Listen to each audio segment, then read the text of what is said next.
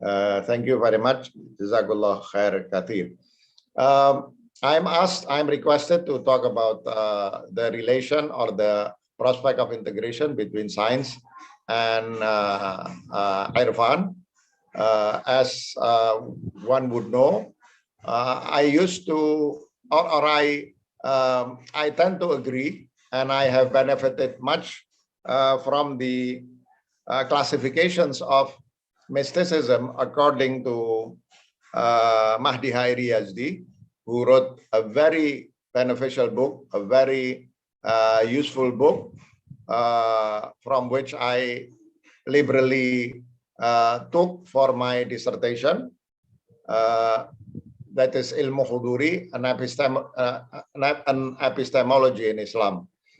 Translated, if I'm mistaken, by Indonesian language by Pak Hussein Haryanto. In that book, ada yang bocor kayaknya ini, Mas Hadi. Yeah, in that book, he goes further than the other researcher in mysticism, including Zahner, for instance, in which he classifies mysticism into three levels. First is the mystical experience itself, which is ineffable, which is indescribable. And then the second level is the language, the expression of the mystical experience in language, which he calls IRFAN. And the third level is the discourse or the study of mysticism in ordinary propositional language, which he calls meta-mysticism. So IRFAN, I would agree with Mahdi Hairi Yazdi, should be understood as the expression or the language that tries to express the otherwise ineffable or indescribable mystical experience into language. Yeah. So this is my understanding of IRFAN. And we need to know that although Yazdi would classify IRFAN into a particular way of expressing something which would involve a language, this language, as I mentioned before, is not the same as the ordinary language that he would classify as the third level of mystical experience. That this language is something very special. If we go to Ibn Arabi, for instance, this language would have to be called i'tibar. Yeah, Ibn Arabi would use the word i'tibar, which means something like pass over. Yeah, pass over from a place to another place. Yeah, passing over from a place to another place, i'tibar. And he used this expression i'tibari. So the language is i'tibari. What is i'tibari language? If I can define well, we have logical language, which is a propositional discursive language. That's one. And second, like what has been initiated by Saint Thomas Aquinas, if I'm not mistaken, there is also another way of doing a language, which is analogical. Yeah, the first is logical, the second is analogical, and the third is i'tibari. I'tibari means using the concepts and words found in ordinary language, but not as in an ordinary language, which is understood, the words and the concept is understood monolithically, understood as having only one meaning, not also as understood in analogical reasoning, in which the word will be understood through its homonymy. Yeah, through its homonymy, the same word, mushtarak al-lafaz, but mushtarak al-makna, yeah, mushtarak al-makna, one word with mushtarak al-makna, one word with one meaning. In this analogical language, the word will be understood as mushtarak al-lafz. So the word is one, but the meaning is different. This is analogy. But in i'tibari language, the word will be understood in meanings which is allowed in the same semantic field. So words can be understood as having one meaning, can be understood through its homonymy, but at the same time, language can be understood not as having one meaning or through its homonymy, but in much richer meaning as long as it is still in the same semantic field. This is i'tibari language, and this is IRFAN. The most obvious example of this kind of language, for sure, is the language used by Ibn Arabi in his works. Yeah, Fusus al-Hikam would be the masterpiece. Yeah, so I'm requested to talk about the prospect of reintegrating modern science, which has been marked by a method called scientific method. And this method usually is understood as having two elements. One is the empirical method, observational method, and the second is the rational method. The reason is there with the role to interpret the representation of object gained through an observation. Yeah, in scientific method, the procedure would be started with observation, in which the object will be seen, heard using the five senses, and then it will be represented in the mind of the subjects. And the reason the akal of human being would have elements in which the empirical object supposed to be objective, to be interpreted and resulted in meaning that will be produced by the process of thinking through human mind. This is scientific method. It involves only reason and observation. Yeah. We then after that would find humanities or humanistic sciences. And in Indonesia, it's called humaniora or ilmu budaya, in which a concept of understanding called verstehen is introduced, in which, according to this method of knowing, there is no such thing as objective observation. There is always an interaction between object and subject. Object is never there separate from the subject. Yeah, this is called hermeneutics. This is called hermeneutics. Yeah. I forgot to ask to the admin to present the PowerPoint presentations. Let's go to the other. Or please, Mas Admin, if possible, just go by my presentation and choose the frame that you think suitable to my presentation, because it will only disturb the flow of my presentation if I go by the PowerPoint. Sorry. Hopefully the committee will distribute my very simple PowerPoint slides later, or it might have been distributed before this. So back to the humanities or humanistic sciences or humaniora or ilmu budaya, as have been clearly presented by Heidegger, for instance. Heidegger would always define human being as a subject in the process of knowing as Dasein. Dasein means always thrown outside in the world. He never have been an entity separate from the world. He always be in interaction with the object. There is no such thing as objectivity. Anything known by a human being must have been interpreted by the subject. So there is no such thing as an objective object, or there is no such thing as a transitive object which is totally separate from the subject. This is a method called verstehen, or usually translated into understanding to denote this kind of hermeneutics way of knowing. This is the second way of knowing. Yeah. First is scientific, meaning modern scientific method that involves only reason and observation is understood as totally objective. The subject is totally understood as totally separate from the object.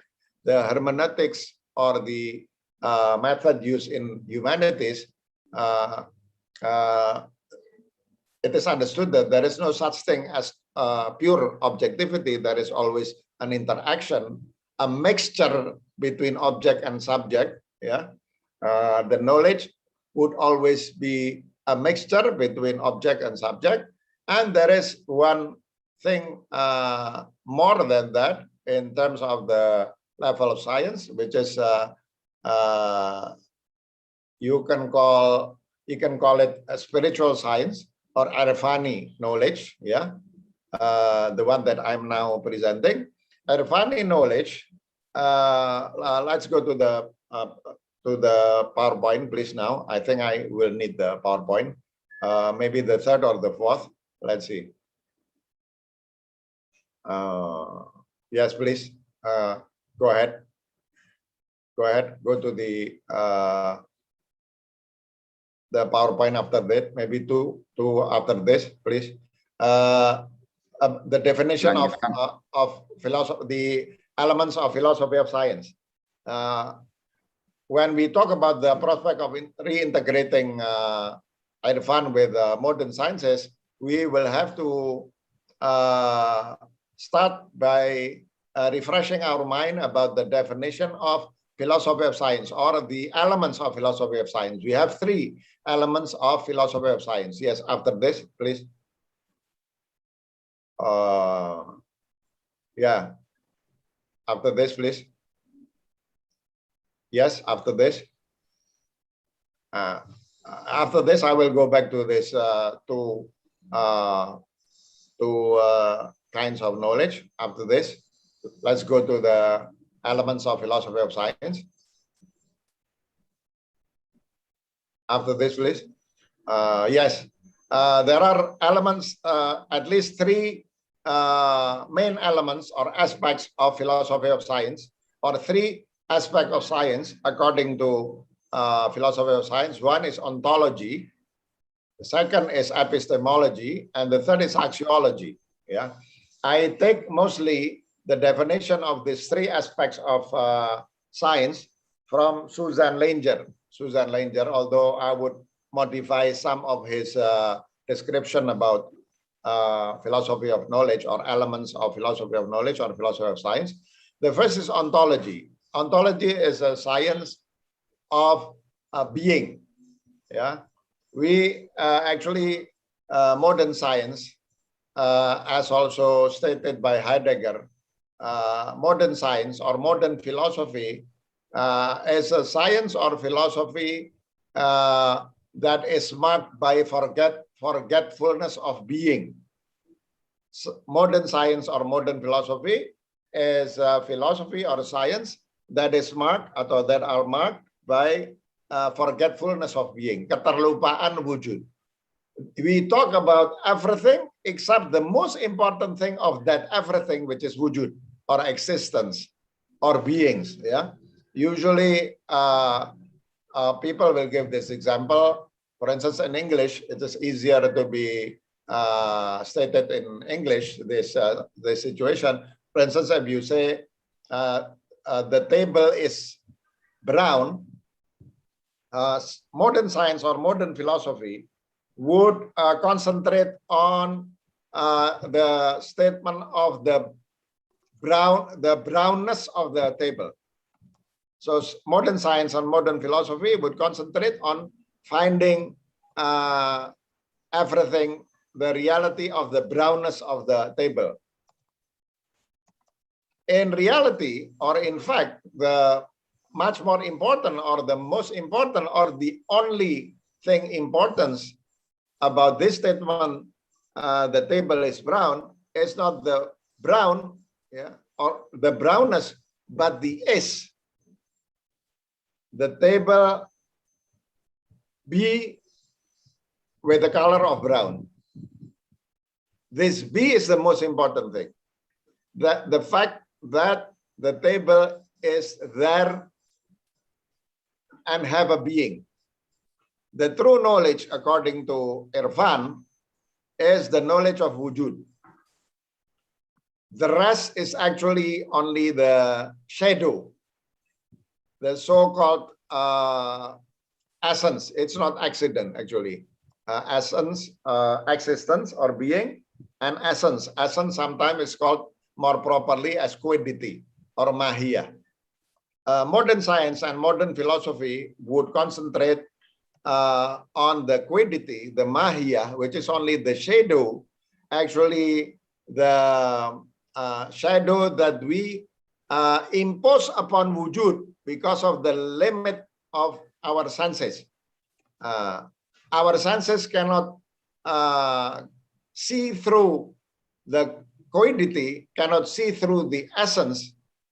Yeah, the fact that the table is square in form and brown in color, actually it's only the shadow of the wujud of the table, the shadow of the existence of the table. Yeah, but our senses cannot see through that, so we see only the quiddity, the mahiyah, which is only i'tibari, which is only limit imposed upon by our senses because of the limit of the senses itself. But the reality of anything is actually its existence, its wujud. Yeah, in the hierarchy of knowledge, mahiyah is like the lowest aspect of knowledge. The highest is the wujud, the nur, the light, if you like, in a Sufi tradition. So in Islamic ontology, the most important thing is the wujud or the existence, not the quiddity. In Mullah Sadra, although it has been actually started with Ibn Sina, and you can always find it in Suhrawardi, although people or experts used to understand the principle adopted by Suhrawardi as asalatul mahiyah, but later experts would say that Suhrawardi actually goes together with Mullah Sadra and Ibn Sina before that to adopt the asalatul mahiyah. Asalatul wujud is the principiality or the fundamentality of existence over asalatul mahiyah, the principiality or the fundamentality of mahiyah. Yeah, started by Ibn Sina, although it was not so clear, and then developed by Suhrawardi, and finally it is made very clear by Mullah Sadra and the principiality of existence rather than the principiality of mahiyah. This is very important in Irfan, because in Irfan, one would not satisfy with only understanding the what you call the empirical aspects of knowledge, not also only the rational aspect, not even the imaginal aspect, but one would have to go to the ultimate knowledge, the haqiqah of everything, which is the wujud itself. Yeah, so we can up to this point we can understand that in Irfani ontology, what is important is the wujud itself, the ultimate reality of anything, not the empirical, not the rational, not even the imaginal, although imagination is very central to Irfan, but the ultimate knowledge is the knowledge of the being, the knowledge of the existence, not the knowledge of the accident. When one knows the quiddity, I mean, the essence, not accident, yeah, essence. One could know the essence of anything, but what he knows is not the haqiqah. But if one knows the haqiqah of anything, he will know everything, including the mahiyah. There is a principle in the philosophy of Mullah Sadra that basitul haqiqah, kullu shay. Yeah, that the simplicity of the ultimate reality includes, covers everything. So one who knows the being of anything, he will know everything about that being, including the mahiyah. So it's not extraordinary if we read the history of the Sufis that they were Sufis, but at the same time they were also scientists, like Jabir ibn Hayyan, who was the student of Imam Ja'far al-Sadiq, Al-Biruni, Al-Farabi. Al-Farabi is also a Sufi. Ibn Sina would be a Sufi, at least in the latest phase of his life, his biography, in the later phase of his life, for instance. And you will find that many of the scientists, the Muslim scientists who have invented great discoveries that modern science would owe to them in their discoveries, you will find that many of them are actually Sufis, because being a Sufi and being able to comprehend the wujud of everything will allow them to know the particularities. They know the universals, but by knowing the universals, since the universals or the haqiqah of everything covers everything, covers everything. So by knowing the haqiqah, they know also the particularities, which is the aspects of quiddities or mahiyah of everything. This is the difference between the ontology of Irfan and the ontology of modern science. With this explanation, I would say that even if you reintegrate Irfan to modern science, it doesn't mean that there will be a dichotomy between them, because it's not a matter of dichotomy, it's a matter of hierarchy. All the aspect of science, empirical, rational, imaginal, and spiritual or dhawqi, spiritual taste or dhawqi, it's only a hierarchy. Actually, they are parts of the same single wholeness. So there is no dichotomy between Irfani knowledge, and it should be no dichotomy. If there is a dichotomy, one of them must be mistaken, whether the discovery made by the modern scientific method or the Irfani knowledge. Because if the Irfani knowledge is correct and the scientific knowledge is correct, then both would not be in contradiction. So by explaining the ontology of Irfan, at the same time, I would like to present to you that if it is understood correctly, all aspects of science are understood correctly, then there will be no contradiction between Irfani knowledge and scientific knowledge. The second one is epistemology. I modify a little bit from Susan Langer. According to Susan Langer, epistemology would have 4 aspects, which is sources, and then limits, structure, and justification. Structure and justification.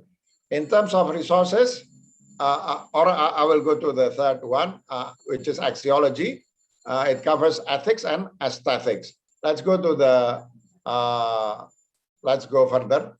I have explained about ontology, which is between principiality of wujud and principiality of quiddity. There is a mistake in there. Principialitas wujud tanpa dan, dan itu ketambahan, nanti yang terima dihapus saja. Antara principialitas wujud dan principialitas quidditas. Lanjut.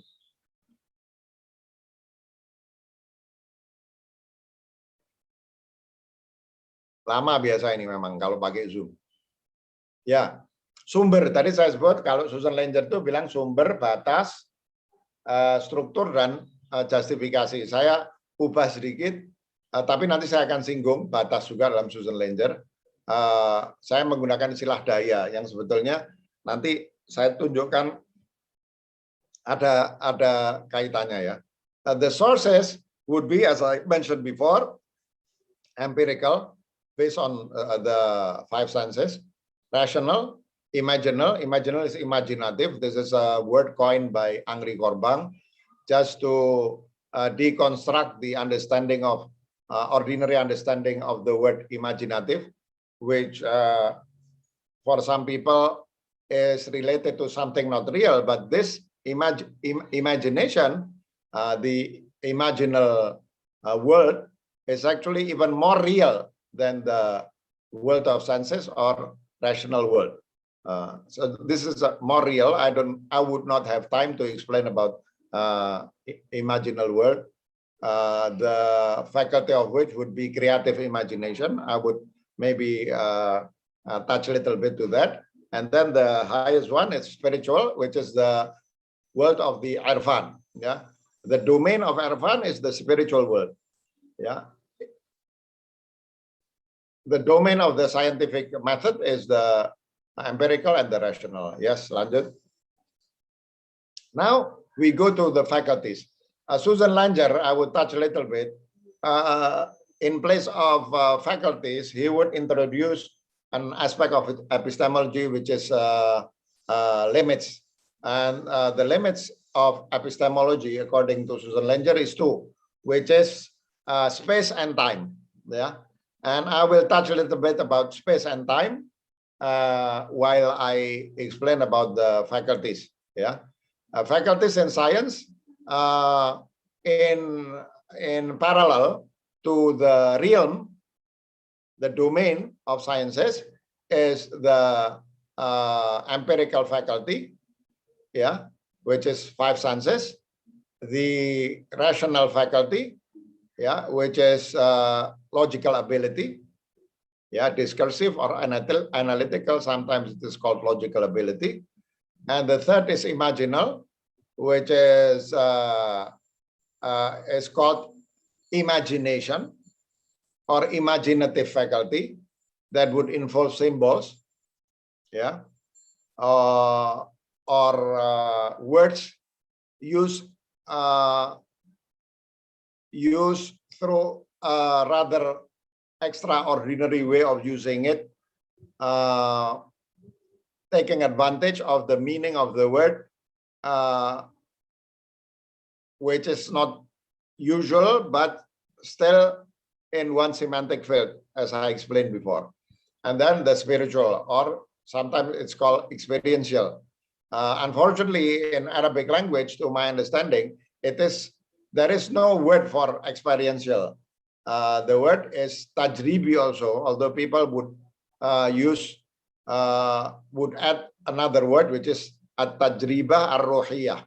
Yeah, but in maybe because in Eastern religions, Eastern mysticism, there is no dichotomy between experimenting things empirically and experiencing things spiritually. That's why they don't have a word that would distinguish or differentiate between experimental method and experiential method. In the modern Western culture or civilization, there is this dichotomy of experiment and experience. That's why they have two words that would divide between the two. Yeah, this is just maybe an apology made by someone who is a Muslim. I don't know, but usually they will use at-tajribah ruhiyah or maybe at-tadawwuq. Yeah, at-tadawwuq. But again, in Arabic, at-tadawwuq from daqa yaduku also means to taste. That can be tasting something physical or tasting something spiritual. So this is a couple of them fucking lemons now. That was the best fucking. Ini ada orang masuk. It was so fucking. The government, the fucking market, so they were putting the fucking drug dealers out of fucking. Not narcotic, not addictive. Bring fucking quaaludes. You can take fucking coke, marijuana, and all fuck Look at the sign of drugs they make. Ya, apa itu ya? Bisa ditutup. Di-off-kan Ya, ini gangguan Zoom. Mencari itu di mana tuh? Ya sudah Itu dikeluarkan. dia harus di-refresh. Ini gangguan Zoom. Bukan itu. Udah. Silakan dilanjut, Pak Haidar. Nah, itu biasa. Ya. Itu security-nya bocor itu. Ya, mungkin siapa tahu dia majdub itu. Majdub mungkin. Ya, monggo. Satu Ya, hat, ini. lagi satu hat. Tertarik mendengar pemaparannya Pak Haidar. Mungkin atau dia mengalami pengalaman spiritual barangkali. Betul. Iya, Teruskan Pak Haidar. Tadi daya dulu, jangan pindah dulu ke yang tadi. Lagi atas zawuk. Yang daya. Kembali ke yang tadi, go back please. Ya memang kalau Zoom lama ini. Sorry, saya sebentar lagi selesai. Yang daya-daya Nah, ya. iya. Nah, jadi bedanya dengan Susan Langer, the difference with the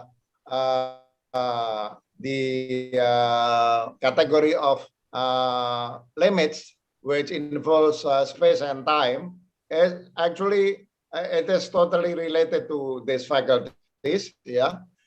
For instance, the faculties of the senses or empirical faculties would be limited by physical space and linear time. In modern science, in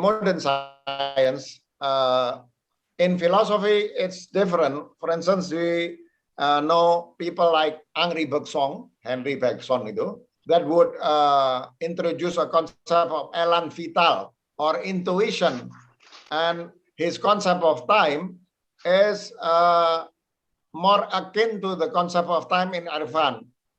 He would introduce a concept of time which is close to the concept of time in Irfan, which is dahar.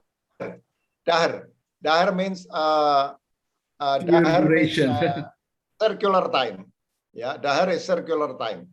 But in modern science, the only concept of time known is linear time. Yeah, we have the concept of time as a measure of movement. Yeah, we have something that has a position before, now, and after. This is linear time.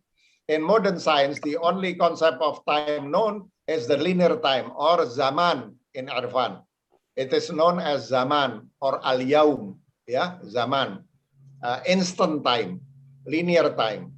But in Irfan, we know or we are introduced by two other concept of time. One is dahar that I just mentioned, circular time. I don't have time to explain about this kind of time because first of all, it will take too much time. Second of all, I myself do not understand totally this concept of time, but if you like, please read a short chapter in my book, Semesta Cinta, Pengantar kepada Pemikiran Ibn Arabi. I allocate one short chapter discussing about this concept of time. So, not like scientific method, in Irfan, we are introduced with two other concept of times. One is dahar. Yeah, there is a hadith from Prophet Muhammad in which he said, "La tasubbud dahar."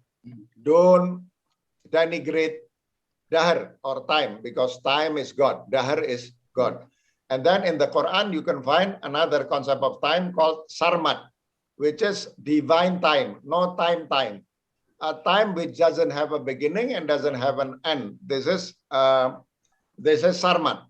So in Irfan, you are working within the category of time which is dahar, not linear, but which is dahar. Yeah, sarmat is a time of God, yeah, time of no time. Yeah, but in Irfan, the limit is not linear time, it's not instant time, but dahar, which is circular time. Yeah, and also in terms of space, also different. In Irfan, you talk about imaginal space. You talk also about spiritual space. Yeah, that's the difference. In terms of faculty, in accordance to that, we have faculty of the senses, rational faculties, imaginal faculties, and spiritual faculties, which is called dhawq. Sometimes it is called qalb, fu'ad, sir, which is explained in the lata'if khamsah or lata'if sittah or lata'if arba'ah. Yeah, until what you call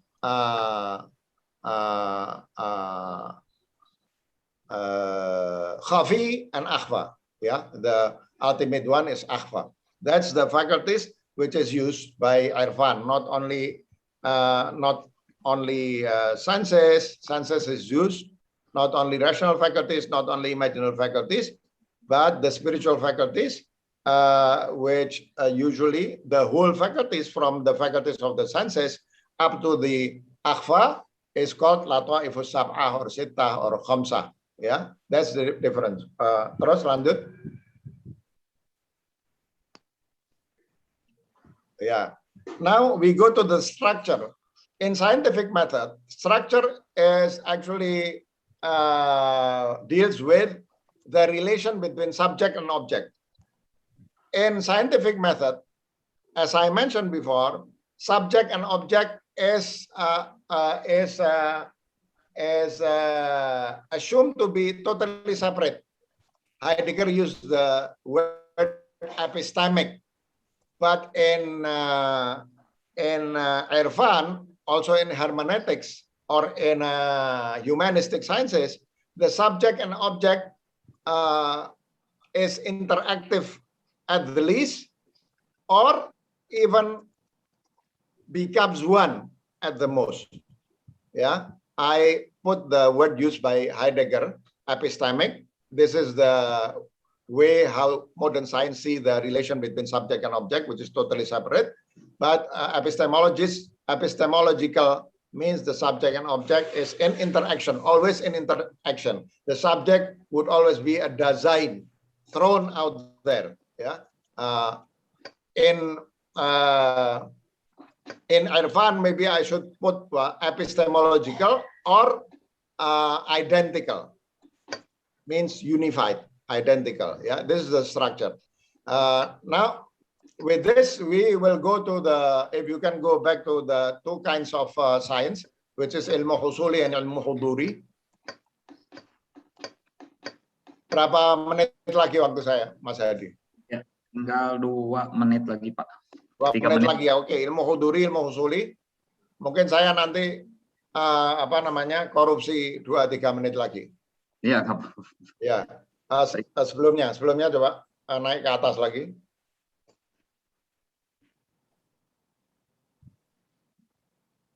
Yang ilmu husul, ilmu huduri ya. Nah, tadi dua jenis ilmu ke atas lagi. Nah, ini ada 2 jenis ilmu ya di dalam hikmah Islam. In Islamic, if you like, in Islamic philosophy or Islamic theosophy, there is 2 kinds of knowledge. One is acquired knowledge, which is husuli knowledge, in which the object is out there, totally separate, transitive objects. It's called transitive objects. And the structure is representational. Yeah. And what is perceived by the subject in acquired knowledge is the accident of the object. Now let's see the other kind of knowledge, which is presential knowledge or knowledge by presence. It is called huduri, from the word hadara, present, becomes present, huduri. The object is immanent. You see, in ilmu husuli, the object is transitive, which is outside the subject, totally separate. But in ilmu huduri, the object is immanent, that is inside the subject itself. So the process of knowing is not knowing the object through the representation of the transitive object outside the subject, but knowing the object which is within the subject. So the object of ilm huduri is called wujud dhihni, or mental existence, which is there within yourself. So knowing something is knowing something within yourself. Man arafa nafsah faqad arafa rabbah means knowing things which is there inside yourself. If you can master everything inside yourself, then you will know God. This is the meaning of the phrase believed to be a hadith by the Prophet Muhammad sallallahu alaihi wasallam. Yeah. So the object is immanent. When even in observational knowledge, even when you perceive an object, an empirical object outside yourself, for instance, you perceive a chair in front of you, the knowledge of knowing the chair actually comes not from observing the chair empirically, but the observation of the chair evoke the appearance of the mental existence, which is wujud dhihni, within your knowing faculty, wujud dhihni. So knowing is actually knowing the wujud dhihni of the object, even if the object is empirical object. So there is no such thing as knowing that would not involve ilm huduri, knowing the mental existence of the object, even in the empirical process of knowing. Yeah. Baik. Oke. Just Last thing, terakhir, saya bilang korupsi 2-3 menit. baik. Tadi kita ini sudah bicara ontologi, sudah bicara epistemologi. Yang terakhir is justification. Terakhir aja, terakhir. Baik, Ustaz. Nah, terakhir justifikasi. Ya. People would always ask if I talk about spiritual knowledge, how do one justify Irfani knowledge? Yeah. First of all, we have to know that even in modern science, a science would have two kinds of justification. One is the context, would have to have two contexts. Would have to know that science have two contexts. One is context of discovery, and the second is context of justification. And according to some of the most prominent philosopher of science, including Hempel, for instance, one of the most prominent philosophers of science, Hempel, he would say that what is important for science or a knowledge to be valued as scientific is not the context of discovery, but its context of justification. The world of science would not care whether you find a knowledge or a discovery of knowledge through, for instance, fasting, reading the Quran, doing meditation. You know, for instance, like a mathematician who is one of the most prominent mathematician in the world, Srinivasan Ramunajan, that would discover more than 100 mathematical theories. He got his discoveries from meeting the divinities in dreams. When he sleeps, he dreams meeting the divinities that would inspire him with mathematical theories. And he is known to discover more than 100 mathematical theories accepted by the world of scientists of mathematics in the world. Srinivasan Ranuvajan. So it's not important whether you acquire or you arrive at the knowledge through dreams or through reading the Holy Scripture. What makes it scientific is the context of justification. As long as you can justify the theory that you find through any means that you like, including dreams inspired by Holy Scripture, like what has been experienced by Abdus Salam when he got the Nobel Prize for his theory of symmetry, for instance. He said that he got his inspiration from the Quran. It's not important whether Abdus Salam or Srinivasan Ramunajan can justify through the modern scientific way of justifying the theory. And there are 3 or 4 ways of justifying a scientific theory. One is coherence, whether it is logical. One is correspondence, whether it can be proven through experimental method. That's correct correspondence method. Second is coherence, whether it is logical, whether it is coherence logically, or whether it is coherence with the scientific theories that has been accepted before. The third is pragmatic. And in Irfan, you can find in Ibn Arabi, for instance, Ibn Arabi would justify through i'tibari method. So Sohrawardi and Mullah Sadra, two of the most prominent philosophers in the Ishraqi tradition, they would explain all the mystical experience, the Irfani experience, through propositional language, through burhan. So the context of discovery is Irfani, but the context of justification is burhani. As long as it can be explained and justified through coherence method, logical coherence, so it must also be accepted by the scientific world, because the most important thing in science is the context of justification and not the context of discovery. I hope by explaining the four elements of the three elements, including four elements of epistemology, I could bring to you actually the realities that there are not any dichotomy between Irfan and modern scientific method, as long as we understand both branches of science and really understand how they work. Yeah, thank you very much.